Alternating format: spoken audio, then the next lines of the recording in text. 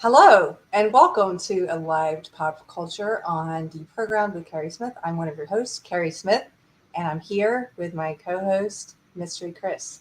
How are you? Good. Howdy, howdy, Carrie. How are you? I'm great. I, you guys, we're celebrating because we said we were going to have a party when we hit 10,000 subscribers, and then we hit 11,000 before we could even take a photo of it.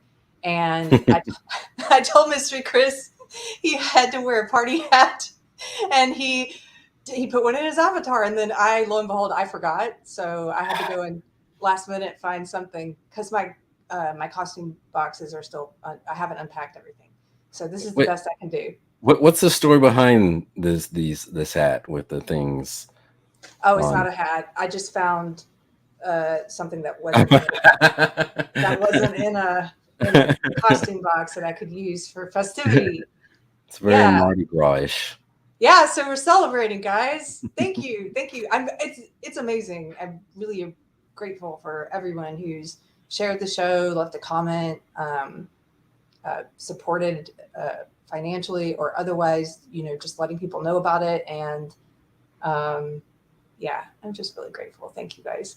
And we're doing tonight for Father's Day. The topic is the dumbing down of dads, and we're specifically going to be looking at two decades. We're going to be looking at the 80s and the 90s, and focusing on sitcoms and how they kind of changed the way in which they portrayed fathers.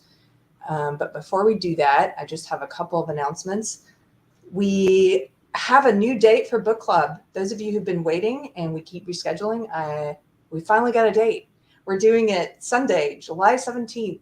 And the reason it's so far away is that's the first day my husband can be a part of it, and he wants to be a part of this one with us. So I want him there. So we're doing Sunday, July 17th, and that book is the Fauci book. Finally, we're talking about the Fauci book. You have time to read it.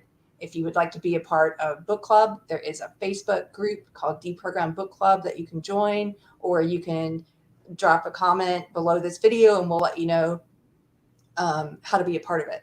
And then we also have, welcome to new subscribers, all the new people. Welcome. We have, if you do like the show and you want to help support it, my goal is to eventually make enough money from this show that I can afford to steal Mystery Chris away from his full time job.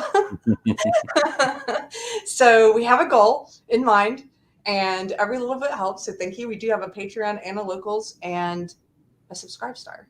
And Pirate Tomsky's put those in the chat. And then the last thing is, I'm so excited. If you're in Dallas, Texas, tomorrow I'm going to be at the Friday Night Tights meetup with a bunch of great folks. It's free. You should come. And if you're going to be there for the whole weekend for Fan Expo, I'll be there too. My friend has a booth. It's Julia Mann, the art of Julia Mann. So come find that art booth and say hello. I hope to see some of you guys there. That's it. That's all my announcements. What about you? Um, if you're looking at your screen, you will find me on the right-hand side, and I'm wearing a festive hat, and that's it. Thank you. That's your only announcement. Yeah. Are you feeling under the weather? Should we I tell people? felt a little bit. I don't know if it's a cold or COVID. I hate like now that you have to think about this stuff. It's like, damn, is this a cold or is this COVID? It's like, why can't it just be like normal? And it's like, oh, it was just a cold, and you feel guilty about going out and breathing on a bunch of people. But now I'm like, oh, should I get tested? Should I not breathe on other people? And I said no, so I did. I went out anyway. Good. You live life like normal. Yeah, Great. but I've been drinking a lot of Dayquil. So if I say anything bad about the Jews, that's not me. It is the Dayquil, the anti-Semitic Dayquil, not me. Um, you guys are No, getting to know a that's a little bit of Mystery Chris's dark humor, where you're like, did he just say that? joke. Uh, oh, Dayquil, and Dayquil token. oh my goodness. Thank you. Oh wow! GJJ, $100. Thank you, sir. He says for your house remodel. I'll make sure to give my husband a cut. I'm just kidding. Thank you very much. And Two Sisters and Some Yarn is here and gives a super chat and says, "Congrats, Keri. I love you, honey. I love you. Thank you for all the help." especially with book club. You guys get to know her. She's helping out a lot. Okay. Okay, we're gonna start. Uh, I hope you got some of the Tylenol with codeine. Well, I am black, so you gotta get the codeine. Purple syrup. And then Pirate Tomsky says 11K, congrats, Keri. You've earned it. Thanks. It's been an interesting few months between launching the new channel and moving, and then all the stuff we're trying to do here with getting the house running and um, remodeling this room. This is a temporary room for the podcast. Eventually, we want to have a separate, like a studio out back, which would be cool because then we could have people come in and have guests like sit with you. It would be great. Anyway, I'm rambling. Okay, Mr. Chris, tell me why you wanted to talk about this topic. Well, Father's Day is coming up, and I was thinking of topics we could do that relate to fathers. And something that's been on my mind for a while now is the portrayal of fathers in television, specifically sitcoms, but other TV shows as well, and how a lot, no, no, but a lot of them are being portrayed in a less than flattering manner, being portrayed as more dumb and goofy and unreliable. And I thought we could talk about it because we touched upon it a little bit of it when we did our first episode when we were talking about censorship in 1990, and we're talking a bit about Simpsons and Married with Children and just how controversial those shows were. And as much as I love both of those shows, some of my favorite shows ever, I do think that's when the big swing started to occur in terms of portraying fathers as being kind of dumb and the butt of the jokes. So thought we could talk about it all tonight. Yeah. Um, some of the studies that we're going to be pulling up and talking about, they they seem to confirm what you're saying. In fact, I was shocked reading some of them that they draw a very sharp line between the portrayal of fathers prior to the 1980s and then after the 1980s, how it started to change. And maybe we could start with Pirate. Maybe we could start with it was the second link I sent you. It's a study. It's called The Portrayal of Fathers in Popular Media.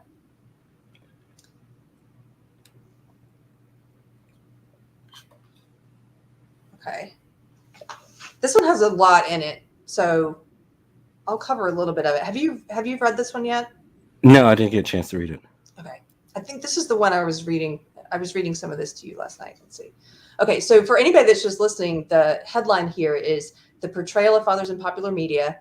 And then it says, at best, television dads are nominal or figurehead leaders of the home, but at worst, they are relegated to the intellectual level of the family pet. And so, let's see.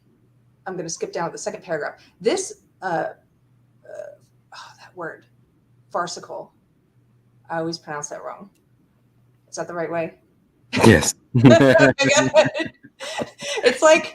It's like khaki pants. I always say cocky. I have to catch myself. Okay. The farcical portrayal of dads on television has deteriorated to the point that that to not see the role of men belittled or ridiculed would seem ironic or nostalgic, harkening back to the 1940s, 50s, and 60s, where father figures were generally portrayed from positions of wisdom and authority.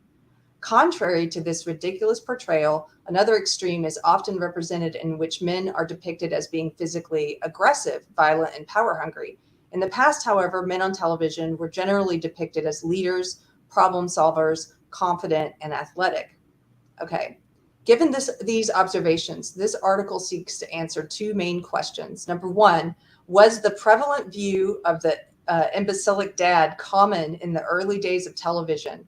And what is the impact of the present day portrayal of inept fathers on culture and home life and in the church?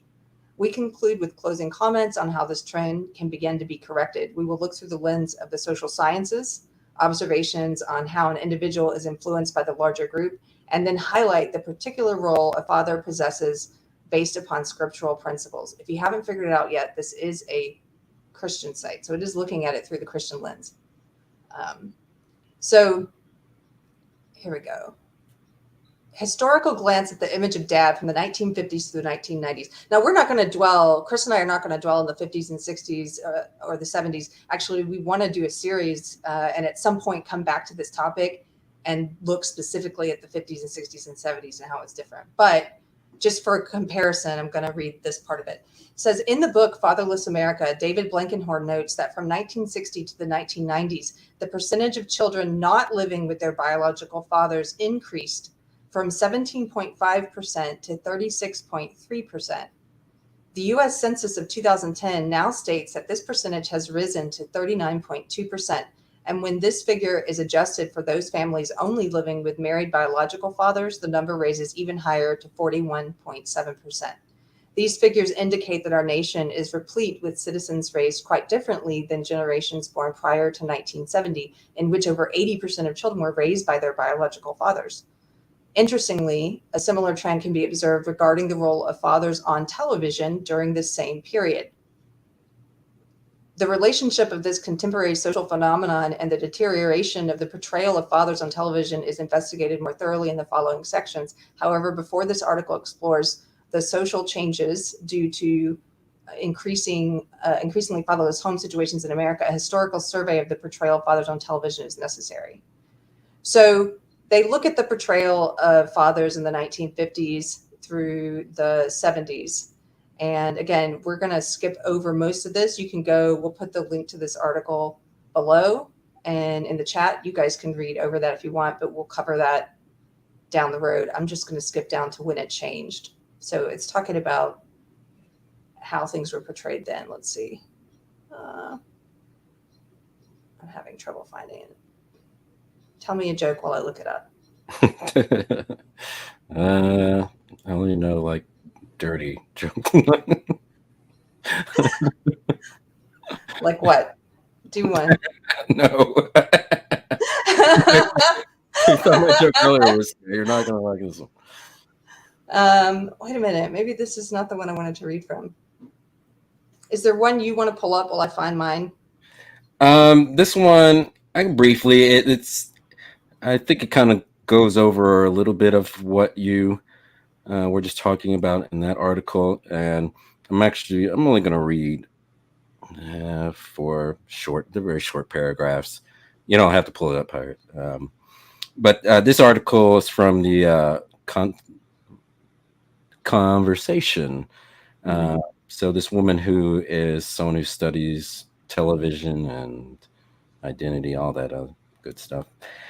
She did a study and she wrote this article where she said she published her first quantitative study on the depiction of sitcom fathers in 2001, focusing on jokes involving the father. She found out that compared with older sitcoms, dad and more recent sitcoms were the butt of the joke more frequently. Mothers, on the other hand, became less frequent targets of the mockery over time. She viewed this as evidence of increasingly feminist portrayals of women that coincided with their growing presence in the workforce. She goes on and says for their most recent study, she identified 34 top-rated family-centered sitcoms that aired from 1980 to 2017 and randomly selected 2 episodes from each. Next, they isolated 578 scenes in which the fathers were involved in. Oh, this is the one. Okay, sorry to interrupt. Yeah, this is the one. Disparaging humor, which meant that dads either made fun of another character or made fun of themselves. Then they studied how often sitcom dads were shown together with the kids within these scenes and 3 key parenting interactions: giving advice, setting rules, or positively or negatively reinforcing their kids' behavior. They wanted to see whether the interaction made the father look humorously foolish, showing poor judgment, being incompetent, or acting childishly. Interestingly, fathers were shown in fewer parenting situations on more recent sitcoms, and when fathers were parenting, it was depicted as humorously foolish in just over 50% of the relevant scenes in the 2000s and 2010s, compared with 18% in 1980s and 31% in the 1990s sitcoms. Mm-hmm. These are the stats I was looking for, but in a different article. So they found that prior to the they said that the turning point was 1984. And prior to that, the the husband mocked the wife in a family show. The husband mocked the wife more than the wife mocked the husband. So I'm not saying that's fair or right. That's just what was happening. And then after 1984, it's not that it became an equal mocking. It actually went wildly in the other direction. And so by the late 90s, it was the wife mocking the husband like 3 or 4 times as often as the husband would mock the wife. So the husband becoming the punchline of the joke, the dad becoming the punchline of the joke, became very prevalent starting at about that time. Yeah, some people are in the chat are saying it was 90s. Yeah, I think we saw that like and we'll go through some of these shows. We saw the culmination of all of this in the 90s, but they were arguing that it started in the mid 80s when we started to see this change. Yeah, it is interesting though when you look at the sitcoms. On a future episode, I think we'll talk about Norman Lear and All in the Family. But when you think about Norman Lear sitcoms in the 70s, how they approached a lot of political topics and they kind of portrayed a more realistic family, or a family that had more conflict and that was less idealistic. And that was something that didn't really immediately carry over into like the 80s so much, because you had a lot of the idyllic families, Cosby Show, Growing Pains, Family Ties, all those shows with the interchangeable white families, that I've never ever watched. I can't even believe you would say that. They're so different. You didn't watch Family Ties? That was not interchangeable with like different strokes. Those are so different. Yeah. Silver spoons? Come on. No. But yeah, so you got a lot of those type of shows. But I was saying earlier, once the late 80s hit, you start seeing a lot more of these cynical views of not just the family, kind of a cynicism towards the American dream. Because when you look at, say, Simpsons or Married with Children, it is the American dream. Like, there's still a nuclear family. You still have two parents, two kids are still together. They have a house. They're living in the middle class. But in the case of Married with Children, Al wasn't really happy being in a situation and that he was, wishing that he was single and didn't have kids to support and wasn't at a emasculating job. And, you have Homer in The Simpsons, which is just he's a dumb man that somehow was able to overachieve. He's able to get married and have kids in a house and works at a job that he's not qualified for. So I think you start seeing that not just for families, but also the cynicism towards relationships in general. You can look at a lot more shows focusing on more single bachelor type lives, from Friends to, Living Single to eventually what's one of the new shows on CBS, How I Met Your Mother, or some show like that tended to focus more on people who kind of rejected, I think, the nuclear family. Yeah. And so I would imagine that a lot of this coincides with divorce rates, because it's been a while since I looked at a divorce rate chart, but I know after it got kind of glamorized in the 1960s and 70s, we saw a spike in divorce rates, how that started to go up in the 70s. And I would think that children of these divorced households, that a great deal of that view towards relationships would carry over into the things that they produced, and believing that these families and the middle class American dream just isn't worth it. Well, I think some of those rates do correlate, as we found in that first bit I was reading from that study, that the kids living with their biological fathers has declined at the same time that you're seeing this in culture. And I did want to highlight something in that first article that we brought up. Do you mind if I go back and read something from that, Chris? Go ahead. Okay. So I found the piece I was looking for, which just reinforces the article you were reading. But it was the Scherer study, right? CH. I don't know if they may have mentioned I don't think they mentioned the title of the study. So the Scherer study, and that's Scharrer, sampled long-running and top-rated domestic sitcoms from 1950 to 1990 and discovered that the quote changing portrayal of father figures went from positions of wisdom and authority to roles in which their sensibility is called into question or mocked through foolish, humorous portrayals. Shows such as I Love Lucy and Honeymooners had a stereotype in which the fathers and husbands were the main breadwinners and source of authority in the home. And although the male figure could be mocked and at times ignored, the problem was resolved with an implied recognition that the man was the final authority. However, this stereotype, so that was one stereotype, right? 50s to the 70s. However, this stereotype began to change with the clear demarcation coming around the mid 1980s. During this time, research showed that, quote, domestic comedies after 1984 depicted more dominance and less satisfaction and stability in the family than those shows prior. There were two hypotheses that they set out to investigate. So here are the two things they were testing. Number one, the more recent the program, the more foolish the portrayal of the father character. So they wanted to see if that was true. The more recent the program, the more foolish the father. Number two, their second hypothesis was that family oriented sitcoms featuring working class families will be more likely to portray the father character foolishly than family oriented sitcoms featuring middle to upper class families. And so then it goes on to say the results affirmed hypothesis one. Okay, there was a trend in domestic sitcoms in which fathers were portrayed as foolish. For example, the number of times a mother told a joke at the father's expense increased from 1.8 times per episode in the 1950s to 4.29 times per episode in 1990. Hypothesis two was also confirmed. Sitcoms of working class families portrayed fathers as the quote, butt of the joke more often than shows with families in middle class or upper class families. According to a novel measurement tool, the Foolishness of Portrayal Scale, Scherer found that working class fathers were twice as likely as upper class fathers to be regarded as the butt of the joke.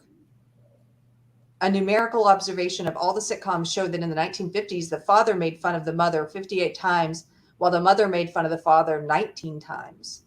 Over the course of the next 50 years, each decade saw a change in proportion for parents making fun of the other, ending with 1990, where fathers made fun of mothers 81 times and mothers made fun of fathers 176 times. This indirect relationship mirrors the trend observed in the 50s in a derogatory manner towards fathers. Aside from the type of jesting taking place in these types of shows, this reversal in how fathers were portrayed on television is significant. Shows such as Father Knows Best, Leave It to Beaver, Good Times, or The Cosby Show were replaced with shows like Married with Children, Roseanne, The Simpsons, and That 70s Show. Wise fathers were exchanged for silly dads. Educated fathers were substituted with bumbling fools. I'm going to stop right there. But this article is excellent. And that's not the only study that it highlights, but that seems to reinforce what you were saying, Chris. Yeah, yeah, yeah. I think so. It's crazy. Should Um, we go? Should we go through that list we did last night of the shows? yeah, yeah. Go ahead and pull that up. I was looking through. Yeah. Well, we were looking at just a list of the most popular sitcoms in the 80s, like the 30 most popular, and then the 30 most popular sitcoms in the 90s. And on the list of the 80s shows, it's like Cosby, Punky Brewster, Different Strokes, Family Ties, Full House, Who's the Boss, Silver Spoons, My Two Dads, Family Matters, Webster, Mr. Belvedere, which Chris also didn't watch, Growing Pains, Alf. Alf was on there. I watched Al. You didn't watch Alf. And then look at the top ones. How many shows revolved around families? But then if you look at the top sitcoms in the 90s, the top three, the top three are Seinfeld, Friends, Frasier, none of which really revolve around families anyway. And then you get into Home Improvement, Roseanne, Married with Children, Fresh Prince of Bel Air, Full House was still kicking in on the list, Family Matters, The Nanny, Blossom, Everybody Loves Raymond.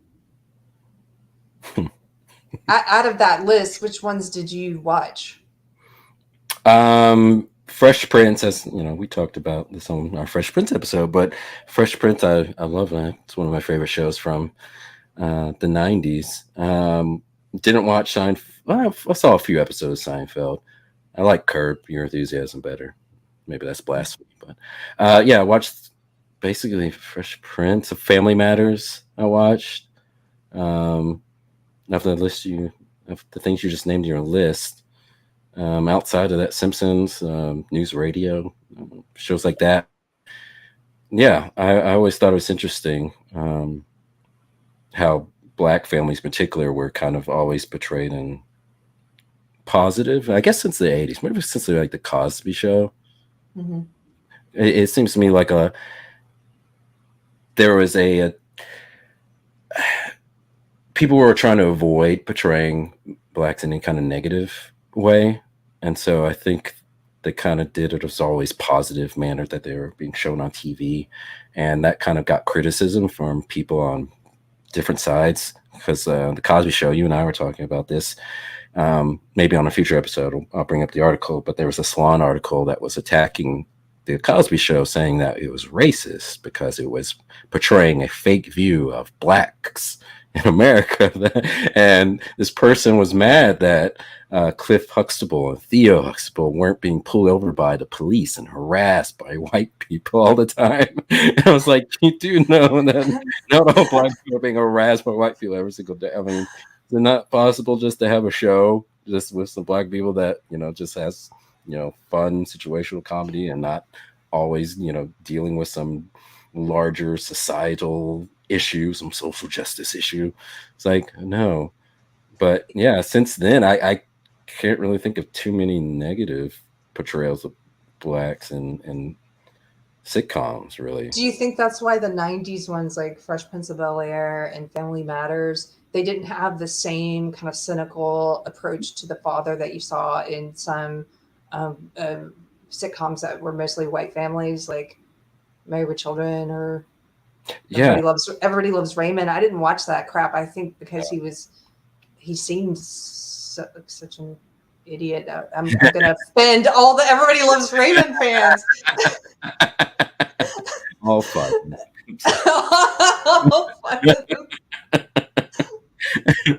But yeah, no, I definitely think, and that's what I was thinking, because like you said, that cynicism didn't really apply to black families.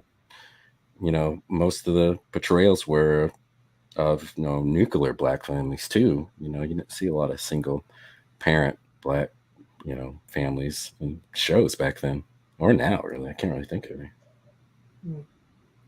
What do you think about what they're saying about how if the family was working class on television, that they're more likely to be portrayed, the father was more likely to be portrayed as ineffectual and bumbling, kind of a buffoon? Mm-hmm. Do you think that's accurate? Yeah, because like the ones they mentioned are the ones that immediately come to mind.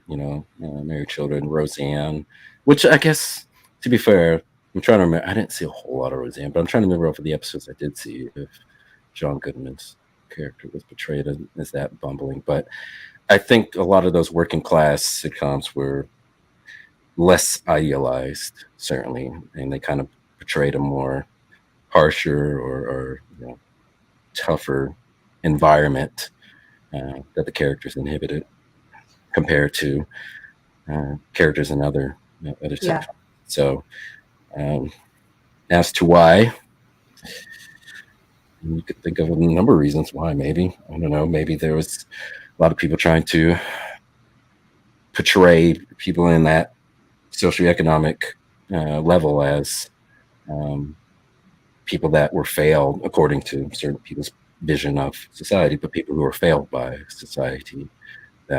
That's what the conditions they're in, and that larger society was more at fault for um, creating those conditions. I don't know.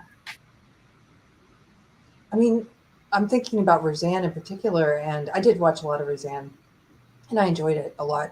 Um, he definitely, if you were to, this one was included in the study, so presumably they did add up the number of times he was the butt of the joke versus her versus Roseanne, and I do believe he was probably the butt of the joke more often.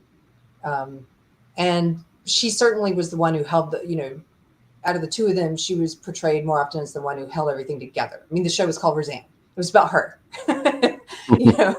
So I wouldn't say that his characterization was as bad as something like Homer Simpson, though. He wasn't that much of a useless kind of buffoon. It was more positive than that. But if you're going by the standards of things they were looking for, yeah, I'm sure that the dad in Roseanne was made fun of. It sounds about right to me. Made fun of more than she was. And this show's And still on too. Roseanne's a part of it. The Connors, it's still going, still on. Did you know? Really, I thought it got canceled. No, I thought it was going to get canceled once they kicked off Roseanne, but no, it just kept going. So I was like, wow, people are willing to watch a show without Roseanne in it. Okay. Plus, it got. I mean, I tried when it first. That's why I thought it got canceled, because it was so bad. I tried to watch the first few, and it was so woke. It wasn't the Connors. It was terrible. It wasn't like the original Roseanne. Really? Because Roseanne is, I know she's Trump supporter and very much on the right. She was on Rogan's show not too long after she got kicked off, and she's kind of conservative or libertarian-ish, I guess. Yeah, but maybe that's why she's not involved with it anymore. Well, yeah, I think that's clear. I'm going to read a part to you. This is specifically about Roseanne. This is from a Washington Times piece. And this one is called TV Sitcoms Working Class Fathers Depicted as Bumbling and Incapable, Study Finds. And down towards the bottom of this article, this says, studies show that even as far back as Fred Flintstone in The Flintstones and Archie Bunker in All in the Family, and more recently Homer Simpson of The Simpsons, it is typically the mother, not the father, who knows best in working class families. In the late 1980s, John Goodman's Dan Connor character in the long-running sitcom Roseanne finally challenged that depiction. Mr. Goodman's father figure, a drywall contractor married to Roseanne Connor, played by Roseanne Barr, was seen as the, quote, emotional anchor of the family of five, and Roseanne is considered to be the first to show a successful working class family. Okay, so this seems to say it doesn't fit the mold.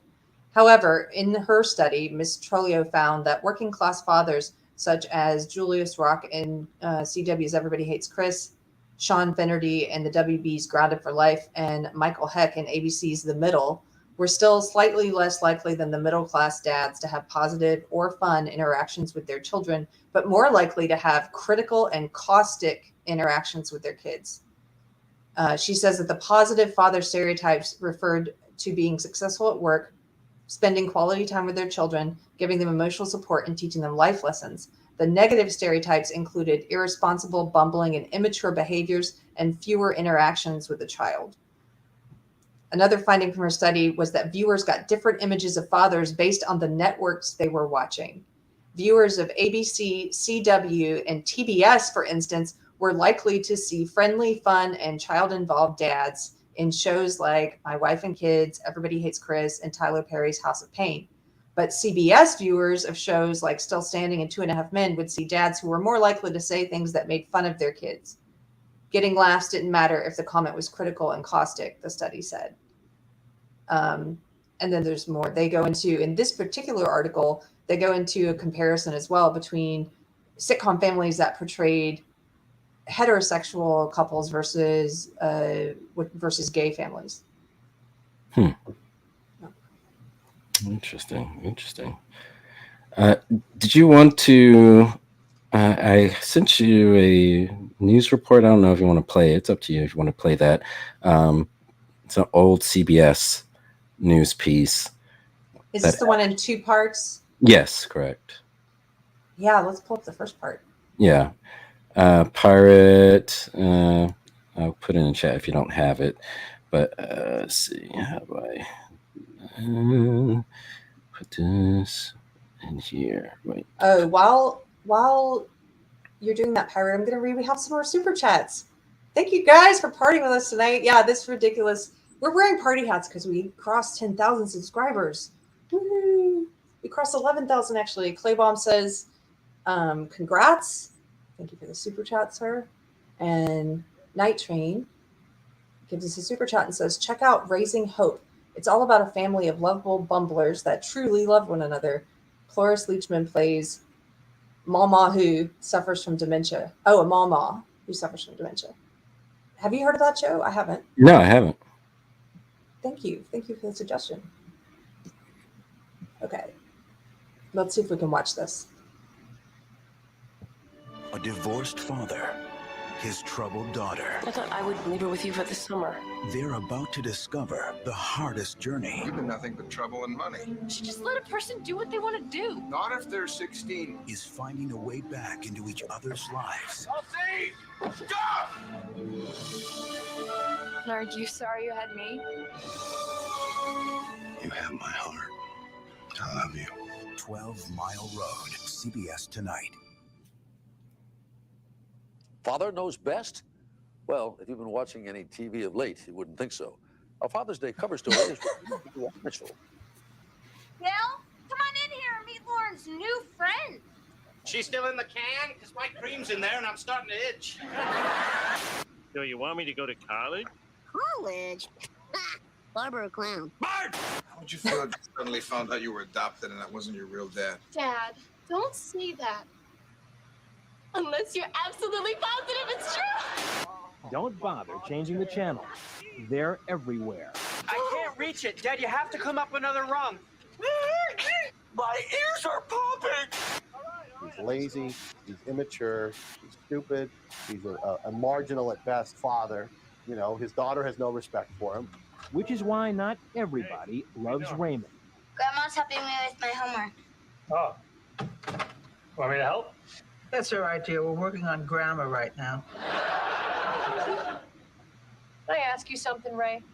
His wife is the one who's smart and makes all the decisions and kind of leads him around. This is what we do. It's called being a parent. Maybe I don't want to be called that. That's the modern dad. Do you think if someone came here from another planet and watched American TV, they would think all dads were doofuses? Absolutely. It would be worse than doofuses. They would think that maybe good child development was overcoming the stupidity of the dad. Let's see. List your 3 favorite books and how they've influenced your life. Did TV guide a book? Son of Sniglet? Catherine Hepburn's Me? No! Oh, I stuck. And according to Warren Farrell, author of Father and Child Reunion, this negative image of American dads is beginning to take its toll. There's a tremendous amount of feeling of being like Willie Loman, and as Rodney Dangerfield would say, you know, I don't get no respect. Why, on this Father's Day, some dads might agree when they hear... Is Father's Day like a big deal at your house? I mean, Father's Day is not a big deal anywhere. It's one of the most underrated holidays of all I'm with you. time. I mean, I agree completely. Comedian Cedric the Entertainer isn't kidding. Hey, have you seen Dewey around? I promised him he could firebomb to Utah. He's doing schoolwork. It was so sweet. He told me this afternoon he's writing a 300-word report about how I'm his hero. Being a dad can be a thankless job. If you don't agree, consider this. More long-distance calls are made on Mother's Day than any other day of the year. The single biggest day for collect calls? You got it. Father's Day. It tells you a great deal about dad as well. Oh, collect calls. But when we asked dad to still pay for it. Dads are the most underappreciated resource in the family. And Glenn Sachs, father of 2, thinks he knows why. Oh, you got me. Good shot. You know, this continual mocking in our culture, I think it does have an effect. Look how fast that is. So it's kind of encyclopedia-ish. Sachs argues this dad is a doofus image is being sold to America in any number of ways. Yes. Take a look at this Verizon commercial. She's working on a school project. She's 8 years old. Tom, leave her alone. She's already smarter than goodness. dad, of course. Tom! She's just like, you know, totally contemptuous of him. And then gives her mother this look like, get this idiot out of here. Welcome to His Side with Glenn Sachs, gender issues from the male perspective. Sachs is fighting back on his nationally syndicated radio show. And I said, you know, go to our website and I want you to bombard Verizon with protests over this commercial. I want that commercial off the air. Yes, you heard right. He won that battle. Verizon pulled the commercial. But his war goes on. Again, the negative images of men and fathers. I mean, you look at some of these books here. Dad has bad manners just like the kids do. And mom has to scold all three of them. Is he cleaning out his teeth with a twig there? God, It looks no. like? I remember that book. Of course, not everyone thinks Dad is getting a bum rap. In my house, there's kind of a stupid husband and father who makes a lot of mistakes and whose wife puts out the fires and loves him nonetheless. Alan And Kirschenbaum is the when executive producer of the CBS sitcom Yes Dear. Come on, I'm your wife, not your mother. I know. So, you want me to lay you out some party clothes for Saturday night? Well, you know, I think it's been a long and honored television tradition, at least over the last 20 years, that the fathers tend to be the ones who were screwing things up and causing problems for the mothers, who, if the kids would be just left with their mothers, would be just fine. Leave it to Beaver. Still, it wasn't always like this. In the 50s, the father was the all-powerful authority figure. His wife worshipped him, his kids worshipped him. He had the right answer for everything. What kind of kids are you that you let a little rain scare you out? My prediction is these are scattered showers clearing by mid-morning. And then Can you pause it for a second? No, it's about the end. It's Oh yeah. Yeah.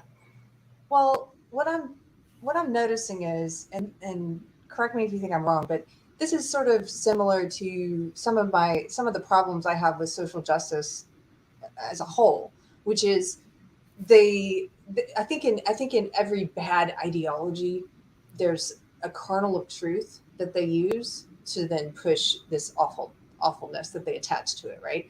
And so, for example, like when I worked in entertainment, which was in the aughts, I experienced some sexism from people, and I'm sure some people experienced racism, and then what did tend to be this boys club mentality in some ways. But what they did to correct that, what they've tried to do to correct that is social justice says, well, it's not bad that people are being treated differently because of sex and race. It's just bad who's being treated differently. So we're just going to flip it and go like really far in the other direction, like way too far in the other direction. And I think that's what's happening here, because they're sort of pointing out, like in the 50s, the father was this ultimate authority figure. And maybe that itself was a stereotype that wasn't the most accurate portrayal. But instead of just, I don't know, reaching a place of more equality in the depictions of men and women, it went to this other place entirely, which is, okay, now we're going to make the dad the butt of the joke and the mom is the ultimate authority. Does that make sense? No, that makes total sense. Yeah, you're seeing that all the time. You know, they're trying to tear down what they see as a patriarchy and replace it with a matriarchy. It's not about equality. And, you know, to your point, it is a massive overcorrection, what we're seeing.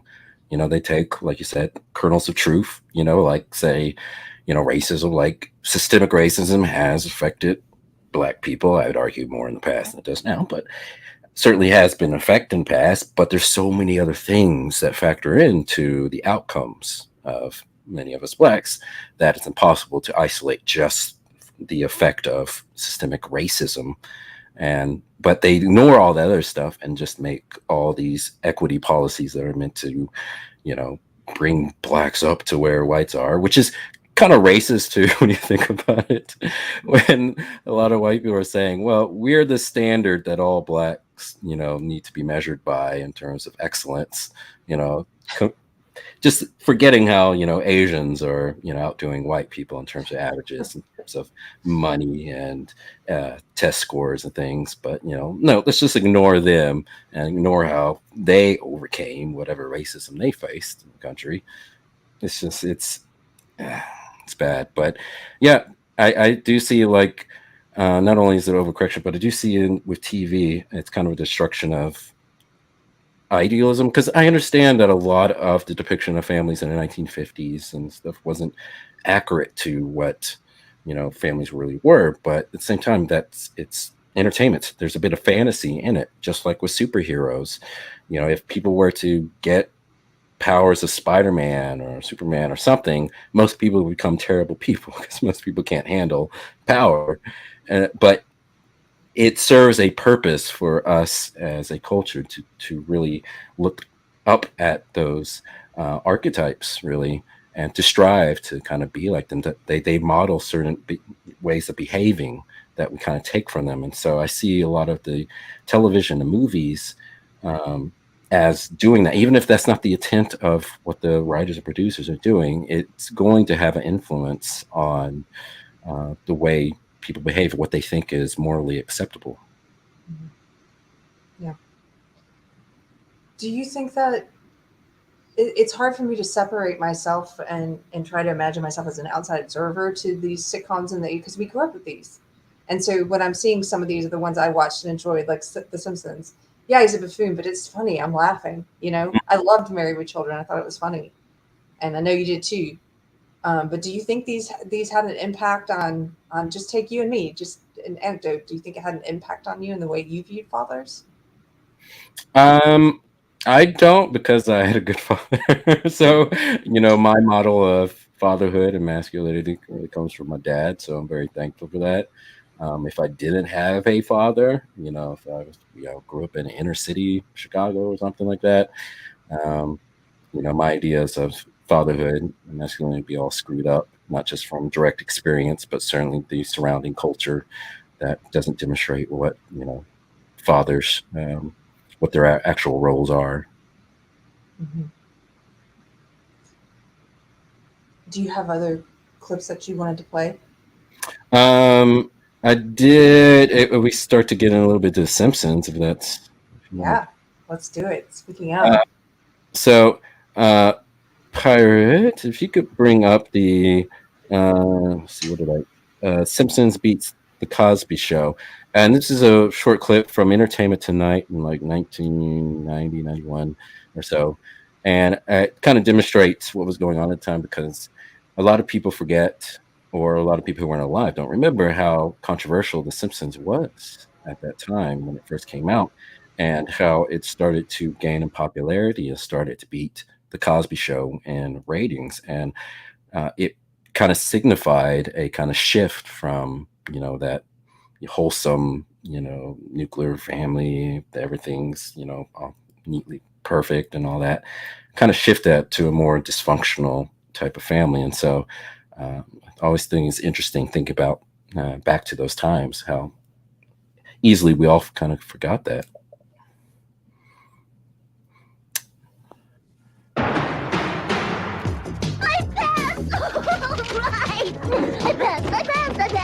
When it comes to TV ratings, Bart Simpson is no longer an underachiever, and he's proud of it. And that has Bill Cosby scowling on Entertainment Tonight for Friday, October 12th, 1990. Yeah, I love that theme, and John Tesh. It's great. You remember this? Yeah. Da-da-da-da-da. Back when they actually talked about shows and not like. Everybody, I'm Keri. And I'm John Tesh. The hype has been building for weeks. It was a fight for Thursday nights at 8. In one corner was longtime ratings champion Bill Cosby. In the other, the kid, Bart Simpson. And by the final bell, the kid had made the grade. I know it's asking a lot, but if anyone can do it, you can. The Simpsons prayed for a miracle and got it. In the overnight ratings of 24 major markets, the animated show's season premiere beat out The Cosby Show by a small margin. The Simpsons had a gigantic publicity push behind it, which may account for the lead, says John Mandel of Gray Advertising. I don't think there was a child alive that didn't know Simpsons was on, and probably defected from Cosby in droves. The Simpsons episode featuring underachiever Bart learning to study defeated the Cosby episode centering on new character cousin Pam. But don't count Cosby out, says Betsy Frank of Saatchi & Saatchi. I think that it's too soon to write off The Cosby Show. Cosby is still, even in its 7th season, very strong with a much broader audience than The Simpsons. The Simpsons producers admit it will be a tough battle ahead, but they are still very happy, according to co-executive producer Sam Simon. It's just very exciting. Nobody ever thought we could, even do what we did last night. It was beyond anyone's wildest expectations. Another kind of reaction to The Simpsons' success comes from Tom Shales of The Washington Post. The Simpsons somehow seems a much more 90s show. The Cosbys we associate with the 80s, and this is kind of a way of saying goodbye, I guess. Wow. In the 24 key television markets around the country, in the overall national numbers, The Cosby Show edged out The Simpsons by 1/10 of a rating point. Wow, that's a great clip that you found, because it really is illustrative, I think, of the difference in tone between the shows that are known for being like, this is symbolic of the 80s, more of a positive representation, at least the early 80s, and then you have this complete reversal coming in. I love the lady that's like, this isn't gonna stick. I know, because the Cosby Show only ran for like a couple more years. It ended in, I think, 92. Mm-hmm. Yeah, and Simpsons still on. 30 plus years, still on. Incredible. Who watches? We should have a poll. I don't know. Can you do polls on this? I can. I'll figure out how to do it while you. Simpsons? Can we get something like that? Yeah, I'm gonna figure out how to do it. You set up the next clip. Okay. Next clip. So, The Simpsons also received flack from George H.W. Bush at the time, who did not like the values it was promoting. So I found a clip. It's about a 5-minute clip of James L. Brooks, the executive producer of The Simpsons, kind of talking about that time and the letter he wrote in response to Barbara Bush, who wrote a letter to Simpsons, or said something that, the Simpsons folks didn't like. So go ahead and show that, please. Thank you. My name is Jim Brooks, one of the co-developers and executive producers of The Simpsons. On October 1st, 1990, George Sr.'s wife had a cover story in People magazine. And in it, she said, "I love America's funniest home videos, but remains baffled after sampling The Simpsons. It was the dumbest thing I had ever seen," she says, "but it's a family thing, and I guess it's clean."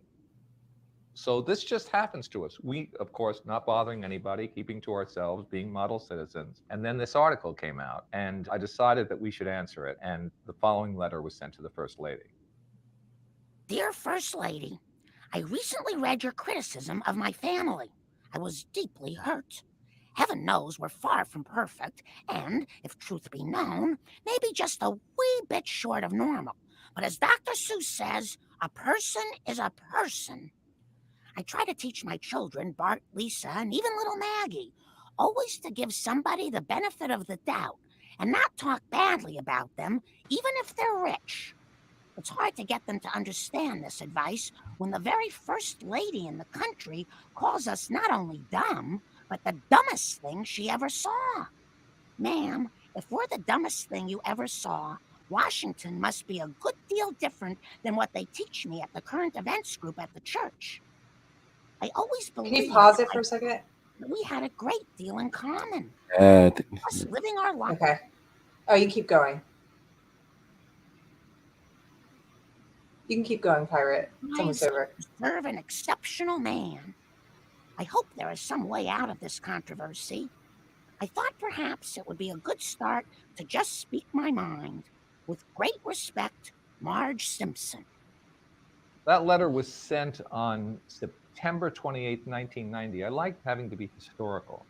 And on October 9th, 1990, I mean, quicker than you and I would send a letter back to somebody, the First Lady of the United States sent this reply. Wait, no, pause it. I have to say something about that letter first. That is such crazy branding and marketing. Do you know what I mean?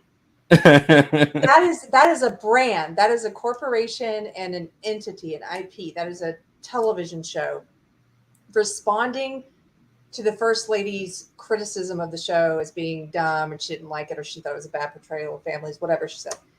They're responding, the marketing people, the PR people, in the voice of a character. Yep.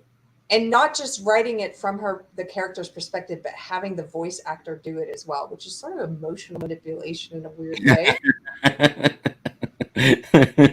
Do you know what I mean? Yeah.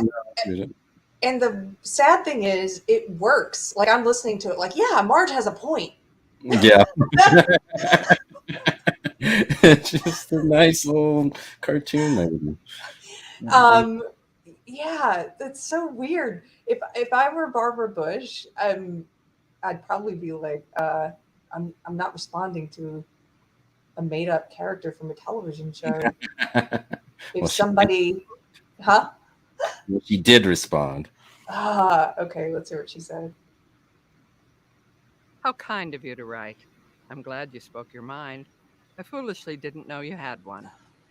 I'm looking at a picture of you depicted on a plastic cup, with your blue hair filled with pink birds peeking out all over. Evidently, you and your charming family, Lisa, Homer, Bart, and Maggie, are camping out. It is a nice family scene. Clearly, you are setting a good example for the rest of the country. Please forgive a loose tongue. Warmly, Barbara Bush. P.S. Homer looks like a handsome fella. It seemed that everything was fine. We had sent our own slightly humorous letter. She had sent an almost gracious reply, and the matter was over. Uh, and then George Bush addressed the Convention of Religious Broadcasters in the United States and said this. Well, let me tell you something. We are going to keep on trying to strengthen the American family, to make American families a lot more like the Waltons and a lot less like the Simpsons.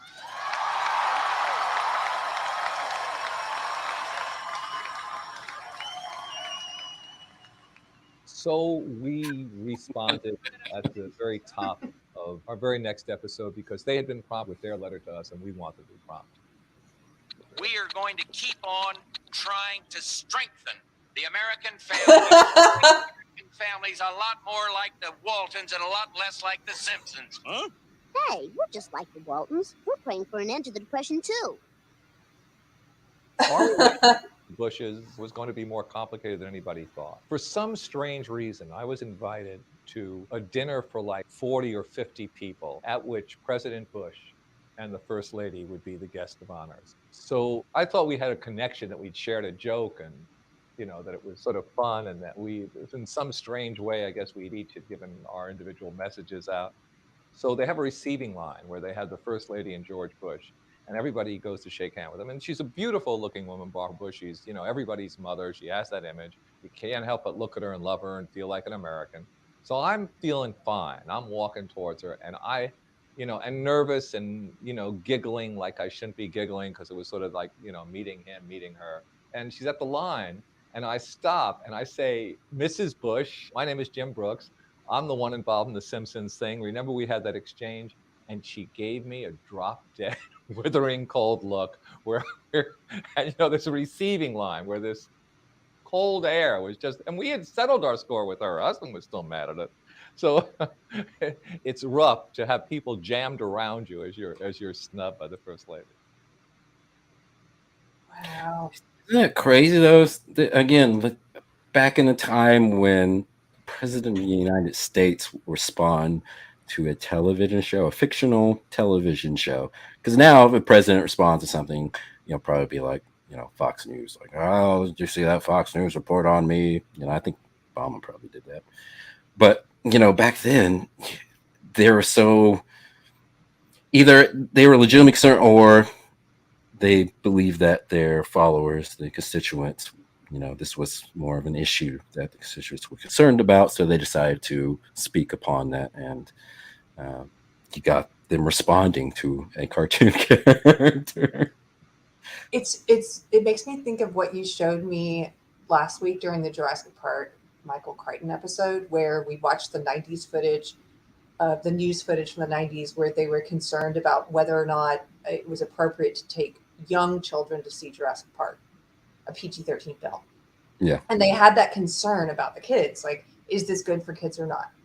And it's just so foreign in the culture that we live in now, where there's no concern about, there doesn't seem to be a lot of concern in popular culture about protecting kids from things that may not be age appropriate. In fact, we have in Texas, we've got kids being taken to a bar for drag shows where they put dollars in adults' G-strings while they dance, sexy dances with sexy phrases on the wall. Like, that's happening. So we're just so far from that. And so to see that, what you're saying, like the the president and his wife both talking about what might, there might be deleterious effects from having this portrayal of the family and of the father and of children being disrespectful. Maybe that's not good for kids. To even have them comment on that is so just foreign. I'm not used to that. Our current president, does YouTube videos with Cardi B, who sings WAP. Right? Didn't he do a Cardi B video? Yeah, Cardi B. Yep, perfectly good interview. It's really well. There's some intelligent conversation there, and definitely no editing involved. You turned me on to that. You have to watch that, and then you have to watch the one where Maxine Waters interviews Meg Thee Stallion, who's the other singer on WAP. And Maxine Waters is like praising Meg Thee Stallion, saying she's like a model for Black women. I'm like, you hate Black women, don't you, Maxine? You have to hate Black women if you're praising Meg Thee Stallion for being, the model of Black women. We should do a whole show on that and the Biden Cardi B one. I'm just making a note. Beautiful training. Yeah. Mm-hmm. Well, thank you. I think those are really great clips. And one of the things I like that we've been doing on the show is kind of going back and looking at news footage from the 90s, because it just kind of resets your brain of like, oh, this is what culture was concerned about, and this is what the media was concerned about in the changing culture, as compared to today, and what the media is concerned about is just night and day difference.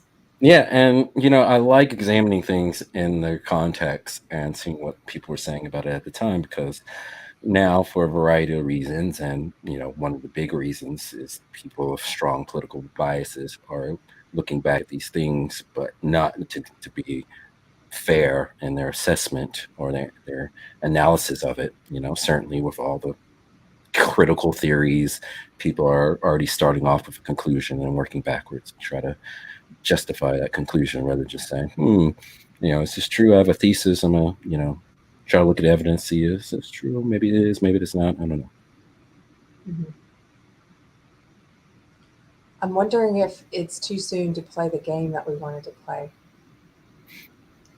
Oh, we can do that. Since you're feeling under the weather anyway, we don't have to do the whole 2 hours. We could just get to something fun now. Yeah, let's do that. Is that okay? Something silly. So you guys, Chris came up with a new segment that we're going to introduce to the show, and we're going to do, we're not going to do it every episode, but we'll pull it out of the hat once in a while. And Anthony's going to do a little theme song for this segment. It's not done yet, so I'll just sing it. It's going to be something like, "There's a bad tattoo for that." Is that right? Yes. And this is going to be a recurring segment where we take whatever the topic was today. And Chris found out, well, Chris had a hypothesis that he tested, and I think you found that it's true, right? That there is a bad tattoo for everything? Yeah, pretty much everything. You just type in whatever you're thinking of in tattoo, and some crazy person has it. So here are some that I wanted to show you. And I think you were looking up different tattoos than me, so you can show me yours. These are pirate. If you could put this on the screen, I just looked up to see if there were any bad father tattoos, and here's what I found. Let's scroll down. 12 of the best and worst parents tattoos. Can you make this a little larger, Pirate? Because you really have to see this. Okay, there we go. This is a father.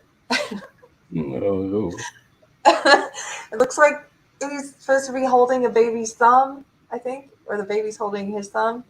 Anyway, scroll down, you can see what the inspiration was. Oh yeah, see, it's a cute picture, but that's not what the tattoo looks like. Yeah, pretty bad. No. Okay, keep going. Oh. It's like Quasimodo.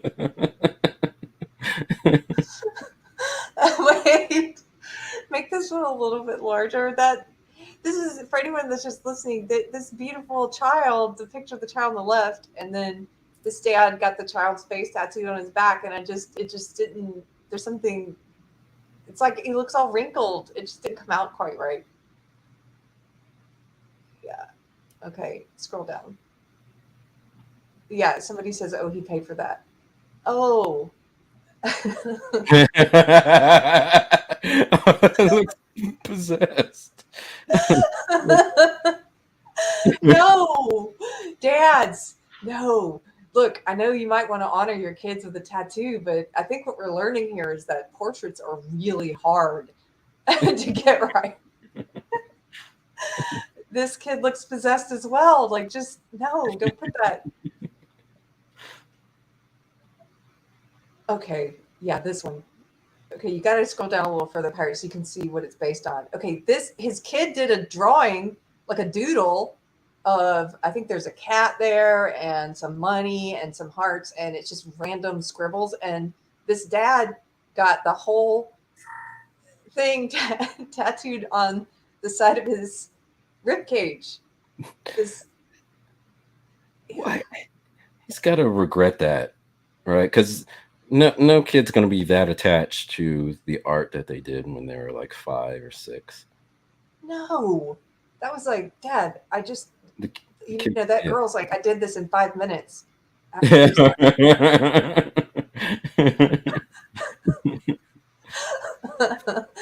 Yeah, somebody said, Alan Scott says, put on the fridge, much easier. Hi, Deb is here. The reason we learned, she says, this is the stuff of nightmares. Yes, bad tattoos. No dads. Okay, what's this one? This is another drawing. I didn't know this is a thing, but people will get the drawings their kids make. Oh, that's on a mom. This mom got it, the kid's doodle on her shoulder. Forever. Yeah. Yeah. Okay. Oh, this is probably the worst one.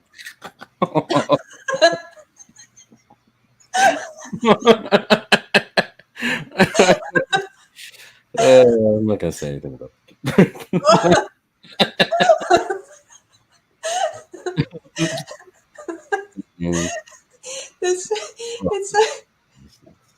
It's the baby picture of a baby.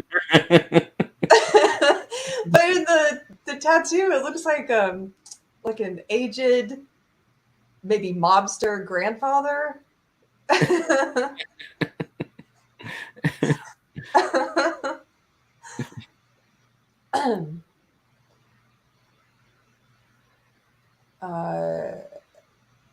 This one, I'm not sure. I don't know if I'm reading it too fast. I'm missing something. My son is a soldier in the. I think another article or what? Or is this still part of the same? It's the same one. Here's one. I mean, this one's kind of, out of everything on here, this one, the soldier one, might be the ones that are okay. Yeah, I don't think it's. Open your mind. Open your mind. Oh no! Oh, they said the soldier one was misspelled. We just couldn't read it. Yeah. No. Okay. This is another just misplaced baby tattoo. Like, why on your chest? I don't get it. Also, when you see these portrait tattoos, the placement is also weird sometimes. I had there was this girl I used to work with, this woman. She had a lot of tattoos. She had 2 sleeves and like her entire legs. And then she told me she wanted to get her grandparents to honor them.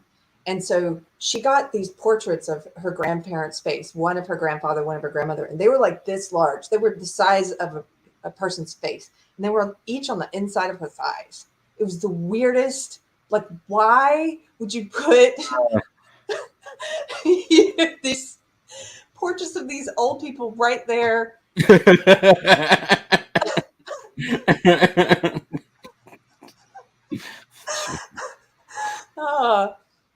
Yeah, this is a name one with the crayons. It's just, yeah. That's not the worst that we see. Though. Yeah.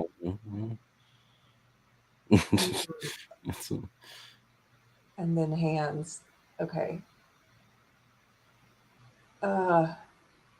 These just get worse. Chloe H5. Yeah. Okay. We can stop with my bad parent tattoos one. I think you pulled something up too. Yeah, I don't know how to get. I don't know how to get them to you. Oh, text it to me. Can I email it? Yeah, you can email it to me. Actually, and Pirate, I'm sending you the absolute worst, which was not included in that. I don't know why they didn't put it in there, but I'm sending this to you on Telegram, sir. If you can pull this image up. Yeah, I just sent you. It's just some JPEGs. It's like 4 JPEGs. Okay. Yeah.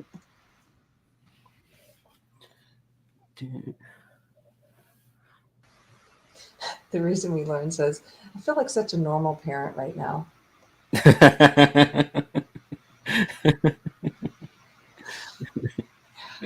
I wanted to do the segment for the Jurassic Park one, but we're running out of time because there were some funny ones. There was one of the Dilophosaurus, the dinosaur that kills Dennis Nedry, that is holding a gun, pointing it at who's the guy who plays Dennis Nedry? He's in Seinfeld. Newman. Okay. Do you see this one? This is this dad got his baby's face tattooed on his face. And the kid looks terrified to be on his face too. Yeah. I don't know why. Face tattoo is bad. Jeez. Okay, I'm trying to send the rest of these to Pirate. So, what was the one that you found for Jurassic Park? Oh, yeah, there was that one. There was another one of Samuel Jackson just saying, "Hold on to your butts, hold on your butts." There's a couple of raptor ones, people having on their thighs, clever girl tattoos.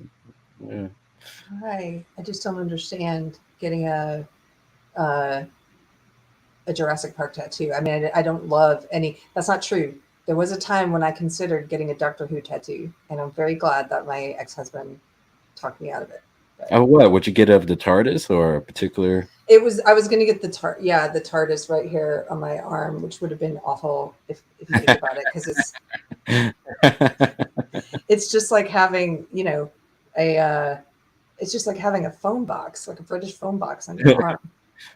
I'm surprised you weren't considering getting a Golden Girls tattoo. No, I wasn't really watching a lot of the Golden Girls then. This was in my. Oh. Did you ever consider getting a tattoo? Like for 2 seconds, but I'll be like, I'm probably gonna regret this when I get older. And how old were you? Yeah, probably like, I don't know, teenager or 20s, early 20s maybe. But I never really seriously considered it. It's like, what's the? I don't know.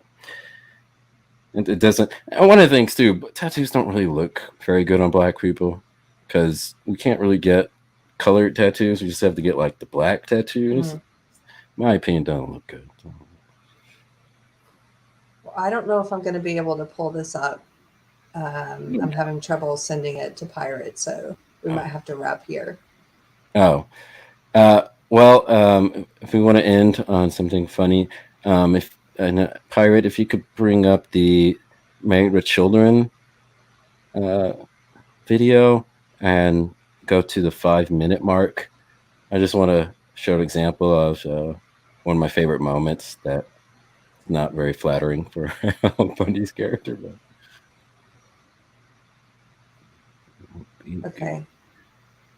You guys, for celebration episode, we're both a little lower energy tonight. I'm sorry. I know that you're under the weather. I don't have an excuse. Oh, no. Other than I'm tired.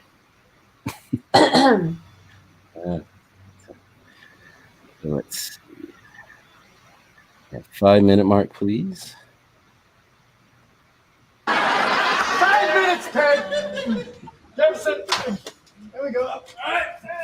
Come on. Come on. This is going to be so much fun. I feel like a kid at Christmas. Yeah, well, get ready to open your present. 5, 4, 3. What you doing,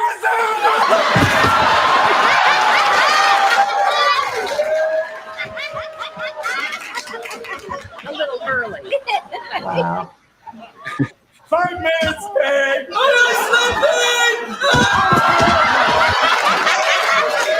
Staples, not the messenger. All right, that's it.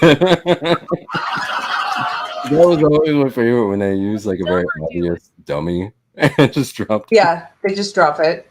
Yeah. But yeah. You know, somebody had a good point about Married with Children, though. Pirate, I think I just emailed those to you, so you might actually have them. We might be able to show them. But somebody had a good point about Married with Children, which is that at least they, even though they did portray this father as being so cynical and kind of useless and jaded, unhappy in his life, and didn't have a good relationship with his family, that they were equal opportunity offenders, and they were just as cynical in their portrayal of Peggy and the children. So it wasn't like it was isolated on him. Correct. Yeah, they're all lovable losers. Since Al was kind of emasculated, Blood couldn't get laid, Kelly was dumb and slutty. Peg was just a nag that didn't do anything. So yeah, they all had their flaws, but they were all characters you still liked, and you still got the sense that they all deep down do care for each other, despite them constantly, making fun of each other. Mm-hmm. So, there was an episode where, Al goes to the back of his car and pulls out a photo of, him and his family, and that's how the episode ends. Like everyone's going, oh, in the audience and stuff. So you got the sense that, there still was love between them, despite them kind of hating each other too at the same time. Yeah. Here we go. Yeah. What is this? Yeah. Do you know who that is? Who's that supposed to be? Wait, is that the Full House guy? Yes. Nightmare.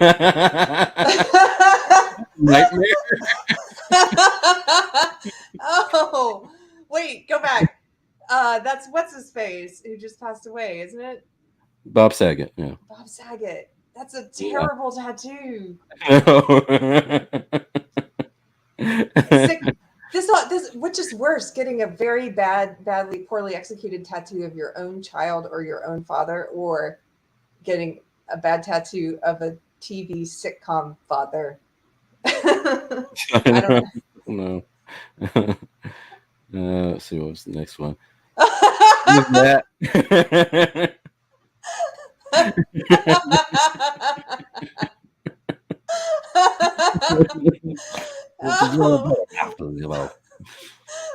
Whoever did this one had a sense of humor. Is just a very permanent sense of humor. Like this person went a long way for the troll. Like they're like, oh, we're gonna do a tattoo. This is Bill Cosby's face melting off of a pudding pop. Very disturbing still. Oh my. And another one. What is this? I don't know. Why did you pull it up? Do you know who it is? Can you tell? No, that's what I mean. I don't know who it is. Oh, it's Homer. Oh, it's like a baby Homer. Yeah, look how weird that is. They got the little Japanese bag. I thought maybe at first it was supposed to be Mr. Sparkle, but the eyes don't match like they do in the bag. So I don't know what this is or why it exists. It just creeps me out. Oh, it's so creepy. You know what it reminds me of? Yeah. When I was living in LA, there was this whole, what did they call it? It was this trend, this wave of art that was being done. I think one of the artists was named Mark Ryder. Does that sound familiar? I'm looking at Ryden, Mark Ryden.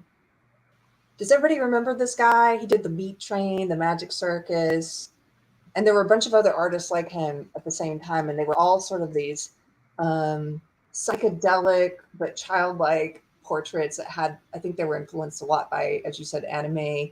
Oh, it was the lowbrow art scene is what they called it. Anyway, this looks like somebody who liked lowbrow art and decided to do a Homer version. Yeah. Weird. And then one other. Who's that? I can't see it. Is there one up there now? Yeah. Can you see it now?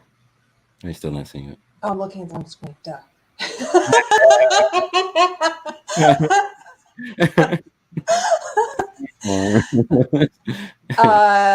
Oh.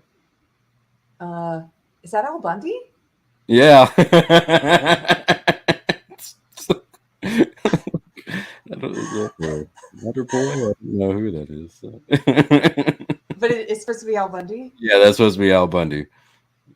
Yeah, again, I don't understand why. Might as well get a Tweety Bird. Like, what is it's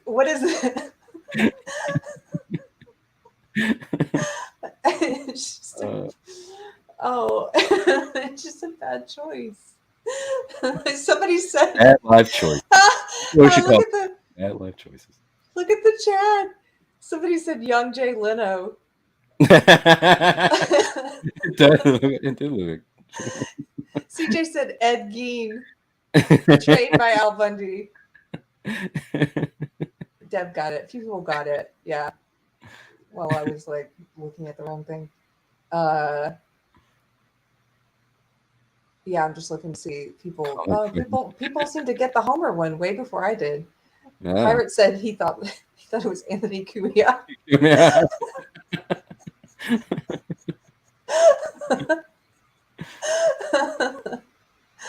I think when you have to explain who your tattoo is when it's a specific person and it's supposed to be a well-known person, it's failed. Yeah. Yeah. One of the we've gone completely off the father subject now, but one of the creepiest ones I've seen of a person was that guy from SNL, Pete Davidson. He has a tattoo of Hillary Clinton. Oh, I think I heard about that. Yeah, it's pretty terrible, Chris. Why would you get like, even if you're like a hardcore Democrat, like, why her? I don't know. You don't want to get like JFK or something? I guess it's because that's the person that there it is. This is Pete Davidson's tattoo of Hillary Clinton. This might be the saddest tattoo I've ever. Yeah. I mean, he may as well just get tattooed on there like, I have a personality disorder. Yeah, she does. Yeah. Maybe this is just so he'll never be added to the body count. So he's like, hey, okay, I'm supportive of yours. Yeah. I don't know. Okay, sir. Thank you for a good night. I hope you feel better soon. Thank you. Everyone, if you are on Twitter, you can follow Mr. Chris. Put that back up, Pirate. I didn't get to read it. You can go ahead and put it back up. But you can follow him at MC Mystery Chris and encourage him to tweet more and wish him well and that he feels better soon.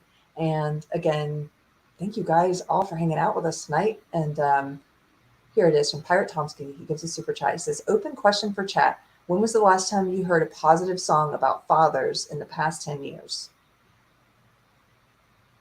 Can you think of any? No. The first one that came to mind for me is a country song, you know.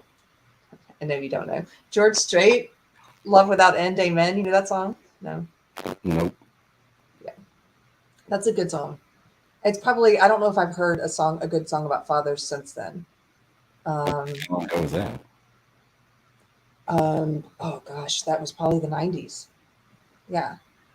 A Love Without End, Amen. Everybody look that song up tonight for Father's Day. It's a good song.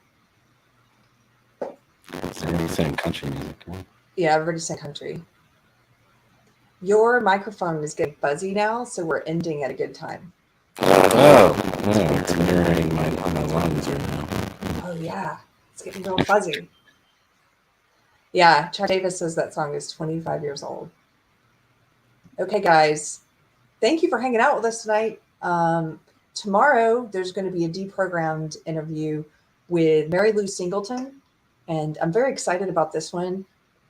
Mary Lou is a midwife and spent most of her life on the left, and she has her own story of what it was like sort of being canceled from the midwifery community when she objected to them changing the guidelines for all midwives and telling them that they could not use the words mother or woman anymore.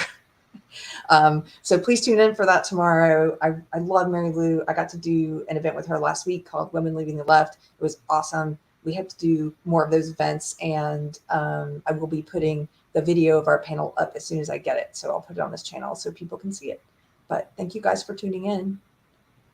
Thank you, Chris. Thank you. Thanks, Jess. It's all fuzzy. I can't hear you. Oh, no. I love your hat. Okay.